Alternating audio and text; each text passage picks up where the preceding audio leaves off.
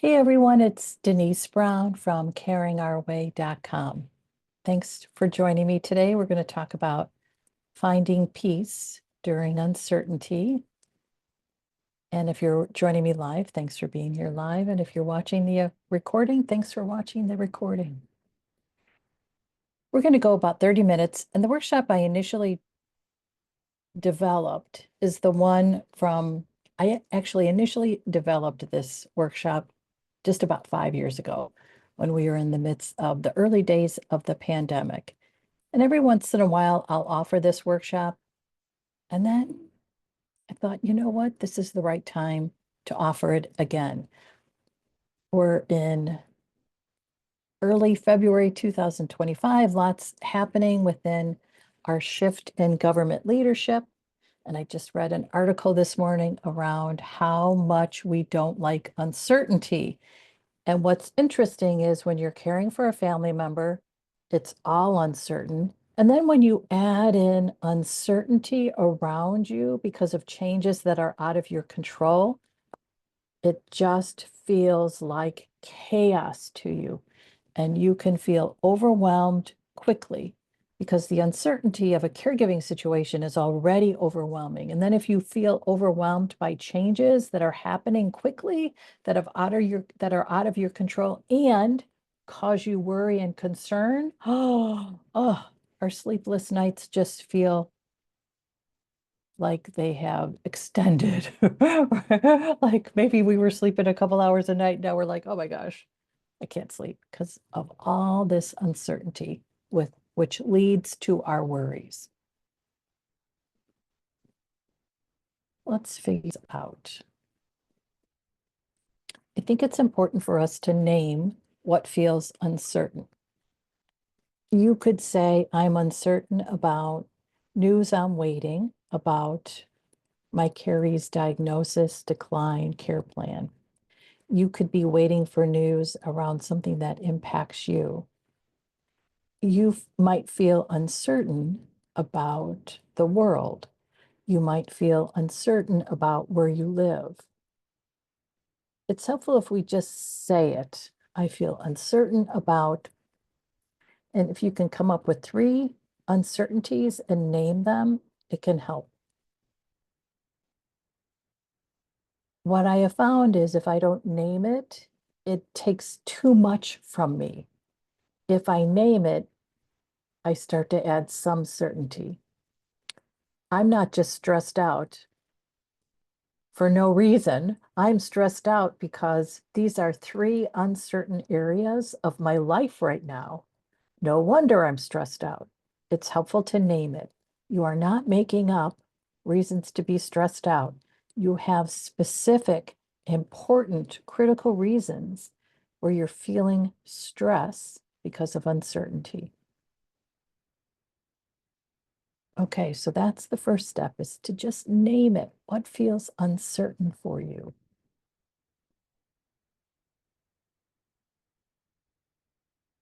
Some suggestions about what could feel uncertain for you.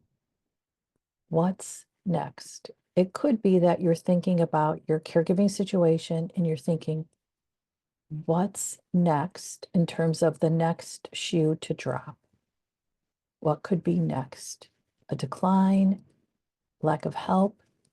Maybe you have help, but you know the help is ending. Maybe your caree is receiving support through a program like home health through Medicare, and you know that's ending. So what's next? You might feel uncertain about the next news. What's the next announcement, for instance? You might feel like there's a crisis coming, but you don't know what it is.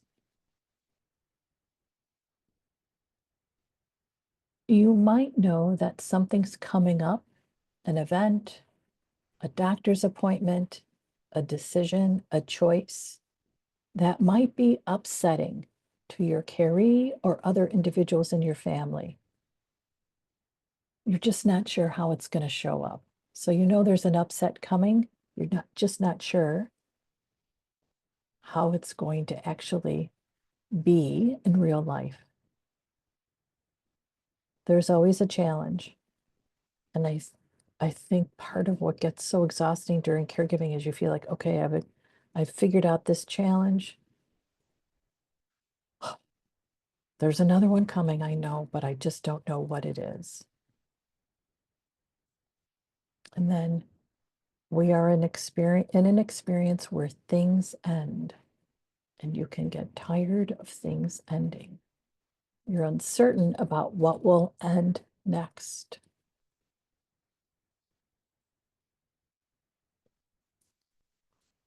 We can bring certainty into our experience. And I think about it by looking at three areas of our life: our day, our hope, and our work. What we're doing is looking at what can we control.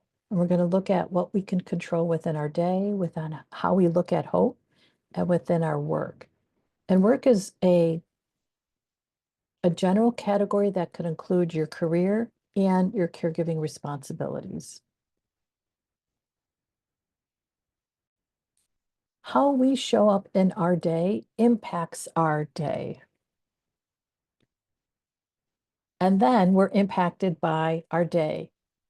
And you'll know this when someone is late, like for instance, the home health aide, and you're on time, but now you're late because the home health aide was late. It throws off everything. And you're scrambling, you're rushing, you're explaining, you're pivoting, you're adjusting. It's awful. It's awful. We know what it's like when it happens because of what someone else does, and we just don't want to do it to ourselves.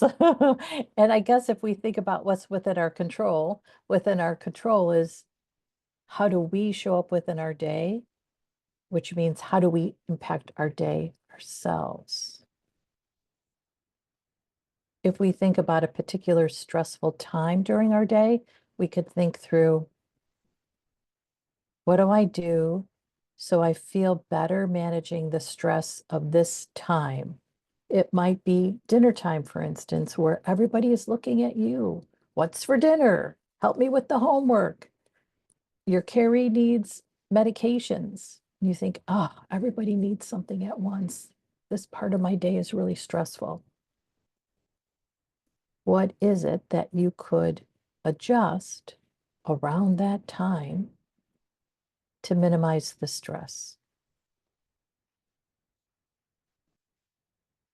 You could think through your relationship, for instance, with your day. For instance, maybe you dread Mondays and look forward to Fridays. Maybe you look forward to Mondays, but you dread Saturdays. Think about the day you dread, and then think about what you dread about it and what could you adjust. If it's a day that feels tedious and long and draining, what are the moments you could add into the day that energize you, comfort you, relieve you?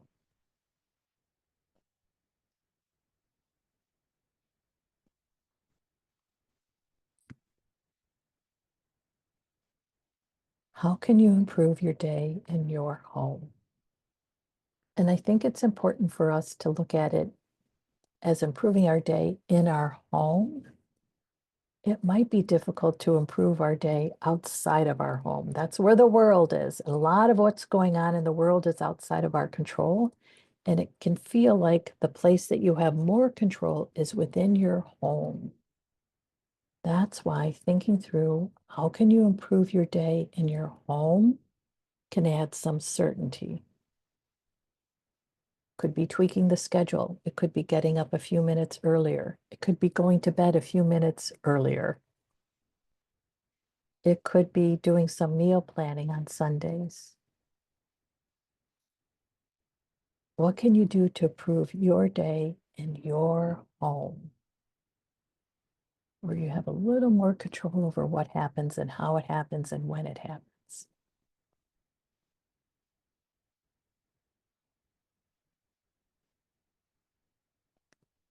When there's a lot of uncertainty, we can feel hopeless. We can feel like individuals are making choices that impact us, and yet we have no ability to change how they make the decision or what decision they make. and it can feel hopeless. And it's very difficult to have quality of life without hope.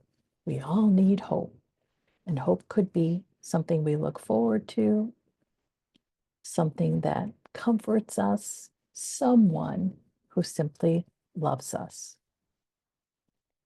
In addition, we have moments in our day that will challenge how we feel about hope. So when we keep hope can change. I might feel hopeful in the morning, but hopeless in the afternoon after an update from the doctor about my Carrie's status, for instance. I might feel that I can remain hopeful when I'm surrounded by others who have a similar value system and similar belief system. It's when I'm disconnected from that that I feel more hopeless, when I'm not around others who really align with what I value and what I believe. We're thinking through what the relationship is that we have with hope and what can change that relationship for the good or for the difficult. I like to remind myself that I hold hope, that I can keep it for myself, defining hope in the way that works for me. In a caregiving situation, it always feels like the doctor is the one that holds hope. There's a diagnosis, and the doctor says there's a diagnosis, but we have a treatment that we think will help. That's hope, this treatment that could help. And then when the doctor says, we've exhausted all treatment options, there is no hope for a cure, you feel like, oh my gosh, they have taken away hope. If others hold hope, it's easy for us to lose. If we hold hope for ourselves, it's easier for us to keep. If the doctor says there's no treatment that we could consider that will cure this disease process, rather than feeling hopeless, I stay connected to hope by believing, okay, the moments really matter now. I'm going to be fully present in the moments because this is what matters. Adding as much quality of life within the moments as we can. Quality of life for my caree, for myself, and for others. I'm going to show up in each minute, patient, calm, kind. I've just defined hope for myself. It also is the way that we keep peace of mind. If we show up into our moments frazzled, overstressed, too worried, it's difficult for us to be fully present in the moment. And then later, we might regret it. Why didn't I just calm down? So how we show up in our moments is how we keep hope, because we can determine how we show up in a moment. And if we are showing up in moments where we are frazzled and overworked and over worried and just overtired, we can think through, what do I need in order to show up in a better place in the moment? Who is stealing the moments away from me, for instance? Perhaps it was someone who was supportive once, but no longer feels supportive because they keep telling you what to do. Well, then that would be someone you can say, for now, I'm letting them go because I need a different kind of support because they are impacting your hope. And again, it's how you define hope. In this moment, who are you? How are you? What are you giving? What are you receiving?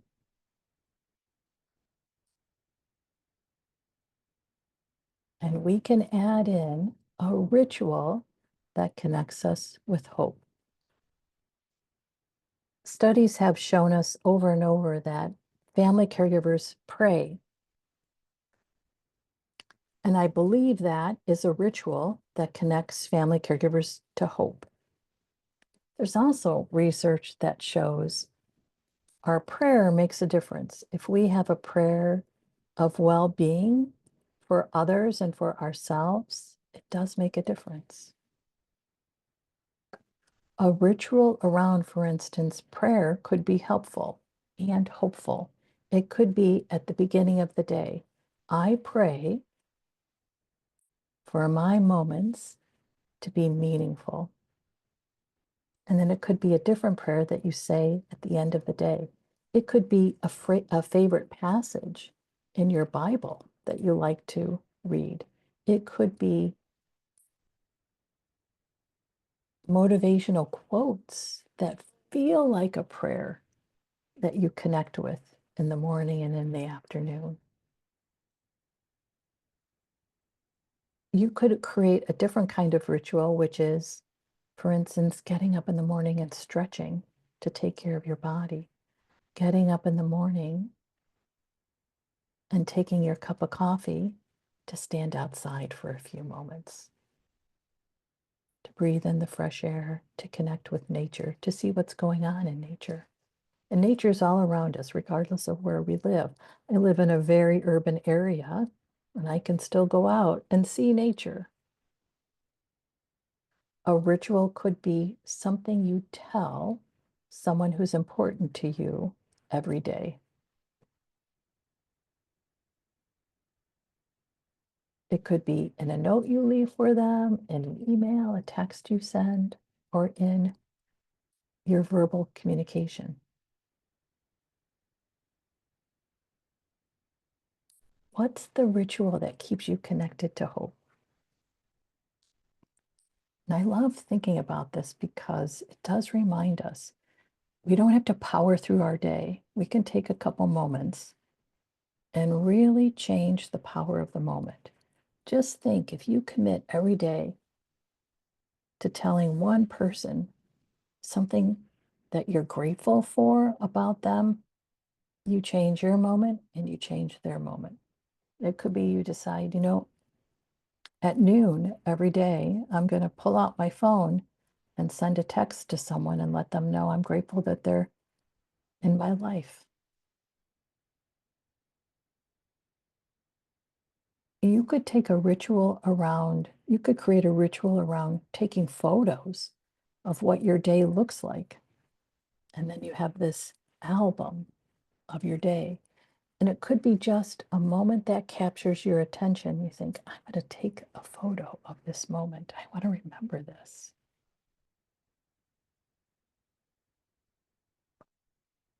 What's interesting about these rituals is that they help you feel better about what's next.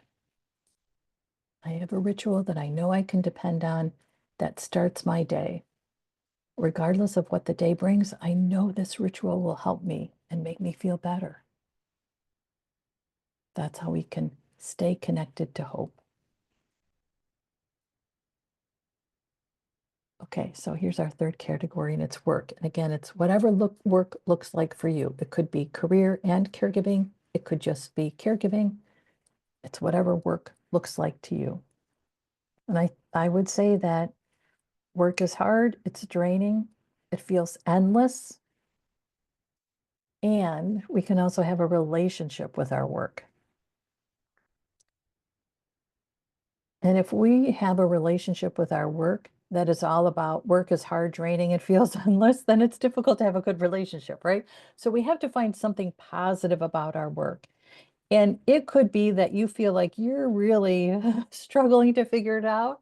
And I think it's worth trying to figure out what's one positive about our work that helps us feel better about our relationship with our work. I'm making a difference. I am making an impact. I am showing up with a smile before every meeting with my colleagues because I feel better if I show up with a smile. I am saying thank you on a regular basis. Thank you for that feedback, which we really didn't want, but thank you for that feedback. I'll take it into account. Thank you for bringing this to my attention.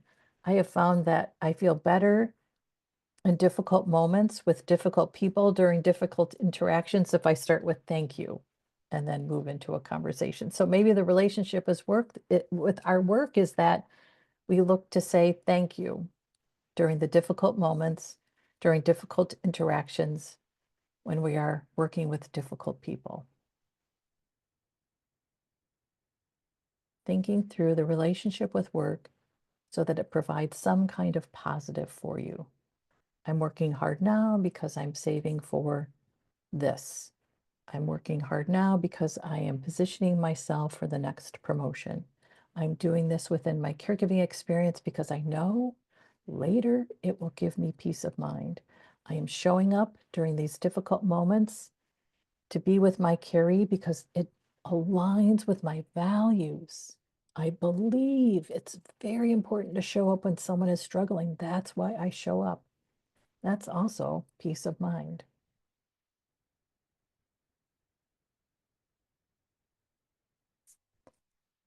What I also think makes work tough is it feels like we are constantly meeting other people's needs, which is why it's important for us to take a moment and think, what do I need? And it might be that you think, well, I can't think that through for the day. Perhaps it's, what do I need during the week to receive at least once? And maybe you think, you know what I need to receive is I need to order in a meal, a dinner on Thursday nights. And that's what's going to get me through the rest of the week. That's what you need. And that's an important need to meet. I always think about Bruce and Kathy, who are two colleagues I met years ago. Bruce cares for Kathy. And when Kathy was diagnosed with a very rare disease, they were a young couple with a 2-year-old and a newborn. And it took them a while, as you could imagine, to really adjust to this news. And what Kathy figured out is that she felt better if she took a bath on Thursday evenings, and that if she stayed in bed longer on Saturday mornings. So Bruce was with the kids first thing on Saturday mornings and then helping them on Thursday nights. And that's what helped her feel good. And she stayed with that ritual and that schedule without ever apologizing for it or explaining why she needed it. She just knew that's what she needed. She told Bruce, I need this. He was like, okay, what is it that you need? And then how can you meet it? And meet your own needs without apologizing that you need it or asking for approval. Are you guys okay if I? You can just say, this is what I need today. This is what I need. And I'm going to meet that need.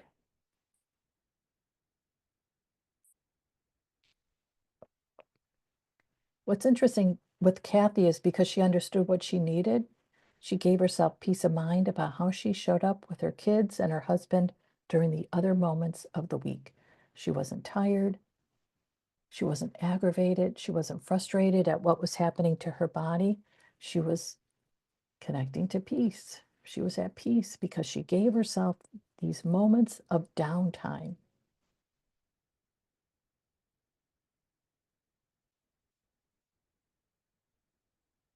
Ultimately, what I think we're talking about is leading in our life.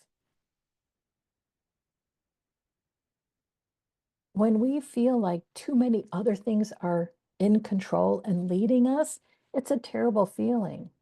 If we can think, you know what, I'm a leader in my day and in my life, and then ask ourselves, how can I lead today? We actually then are taking steps that connect us to hope and that make the day easier and our work better. And leading could mean making a request, moving on, letting it go, rather than beating yourself up about what happened yesterday, just deciding that was yesterday. I'm going to be better today. And the way I'm better is by just moving on. One of the things I tell myself regularly, because I get stuck in my head about things that happened in the past, I think I was a terrible person.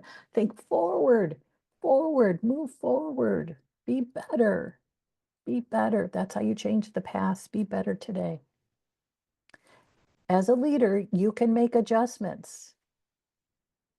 You can tweak, revise, you can experiment, see what works, and then change what doesn't into what does. And you can communicate all of this with people in your life. I want to appreciate, I do want to acknowledge that there are some areas of your life where it might be impossible to tell someone you want to make a change, right? I mean, let's be honest, your manager is probably not going to be open to a lot of the things that are going to make your life better. Not to say anything bad about managers. However, so we're going to look at this within the context of what's in our control,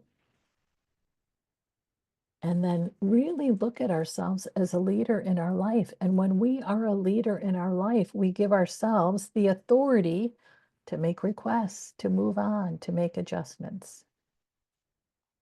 You are a leader in your life. How will you lead? When you are leading, you are giving yourself peace because you are adding in certainty, certainty around the fact that you are a leader in your life. One other suggestion for you. I love this idea of expressions of love. And I first thought about this in presentations I would do around resilience. It's so nice when someone says to you, I love how you, love when you, I love that you. And these expressions of love that we can give to another are really powerful for us too. I love how you managed that meeting today. I love how you handled that really difficult interaction with that client. I love how you took on some responsibility today that I wasn't sure you were ready to manage. You could say that to one of your kids. I love when you do your homework without me asking. I love how you just go with the flow during these hectic days. We had talked earlier about sending a text at a certain moment in the day to someone that means something to you. Well, you could say, you know what? I'm going to send an expression of love at noon to someone in my life. I love how you, I love when you, I love that you. And then you can do it for yourself too. So it's not just giving it to others, but it's also receiving it for yourself. Maybe you start a little bit of a journal that include expressions of love for yourself. I love how you've created a ritual that gives you peace. I love how you are leading in your life. I love how you are making adjustments so your needs are met. Expressions of love are what you give to others and what you give to yourself so you receive.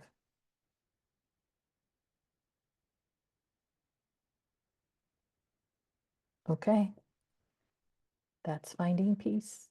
I hope this was helpful. We'll do this every few months or so. And if you ever would like to join me live, you are welcome to share what you might be struggling with, and then we'll figure out how to add some certainty to connect you with peace. Thank you so much for being here today, for those who have joined me live. And thank you so much for those who have watched the archive. Please let us know how you add certainty so you can connect with peace during your day. Bye-bye.